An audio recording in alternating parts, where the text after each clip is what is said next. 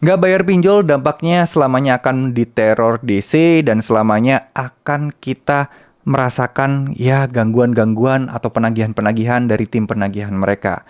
Bener nggak sih? Kalaupun nggak bener, kira-kira sampai kapan sih DC pinjol terus menagih? Oke, kita akan bahas satu persatu ya teman-teman. Kalau misalnya dari kita yang tidak bisa bayar hutang dan lain sebagainya, apakah akan terus-menerus ditagih? Jawabannya bisa iya dan bisa tidak. Dan mungkin cenderung enggak juga. Kenapa? Karena banyak loh orang-orang yang udah galbay 1 tahun, 2 tahun, itu mereka apa ya? Mereka udah mulai sepi dan mulai nggak ada penagihan-penagihan lagi teman-teman. Nah, itulah yang terjadi. Kenapa saya bilang bisa iya dan bisa tidak tadi? Ya, kalaupun iya, itu pun juga nggak terus-terusan. Maksudnya gimana? Ya kalau kalian telat bayar, katakanlah udah 3 bulan, 4 bulan, 5 bulan, ya mungkin nanti di bulan ke-7, bulan ke-8 sepi nih.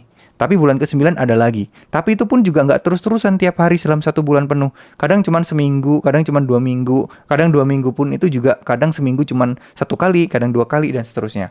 Makin lama kalian galbay, makin jarang penagihannya. Nah, tapi bunganya gimana? Dendanya gimana? Apakah makin membesar juga kalau dibiarkan? Jawabannya tidak. Kalau udah lama galbainya, otomatis kan teman-teman pasti akan melihat utang kalian akan mentok di 100% dan nggak akan nambah lagi. Itu ketika di bunga plus denda sudah bukan melebihi ya, hampir sama atau mungkin lebih sedikit dari total hutang pokok kalian.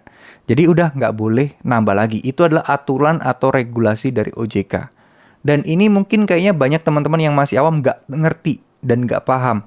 Jadi mikirnya, wah gimana dong? Ini utang-utangnya akan terus bergulung, akan terus bertambah, akan jadi berkali-kali lipat. Ini akan jadi sesuatu yang menakutkan. Jawabannya enggak. Jadi untuk pinjol legal, insya Allah utang itu sudah terukur maksimal ya 2 kali lipat aja lah dari hutang pokoknya. Paling lebih-lebih sedikit ada biaya-biaya lain dan itu nggak bakal lebih dari 2 kali lipat dari hutang teman-teman ya. Jadi intinya seperti itu. Jadi nggak usah takut. Nah, sampai kapan DC menagih? Ya kembali lagi. Tergantung masing-masing DC-nya. Tergantung masing-masing pinjolnya. Karena yang galbay itu juga banyak. Nggak mungkin satu orang dikejar terus-terusan. Nggak mungkin. Pasti akan ada waktu di mana intensitas proses penagihannya akan semakin turun, semakin turun, semakin turun. Frekuensinya juga akan semakin turun, semakin turun, semakin turun. Ya.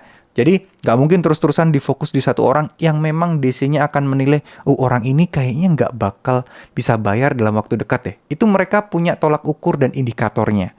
Jadi ada orang yang diprioritaskan terus ditagih supaya ya mereka diincar aja. Karena mereka diyakini cepet nih bayarnya bisa nih dikejar. Ada orang yang ya ditinggalin begitu aja dicuekin. Nanti baru ditagih lagi. Ada juga yang seperti itu. Jadi tergantung bagaimana kalian dinilai oleh para tim penagihan tadi. Apakah kalian dinilai tim mereka itu kalian dinilai sebagai orang yang memiliki potensi tinggi untuk membayar utang?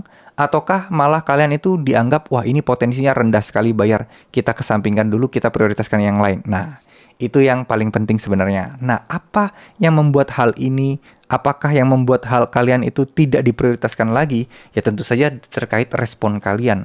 Kalau respon kalian masih oke-oke aja, terus menjanjikan sesuatu, dan ditekan itu kelihatan ketakutan, ya pasti akan terus diprioritaskan. Tapi kalau kalian cuek-cuek aja, pasrah-pasrah aja, ya mereka akan menilai bahwa kalian ini nggak dikurangi lah prioritasnya.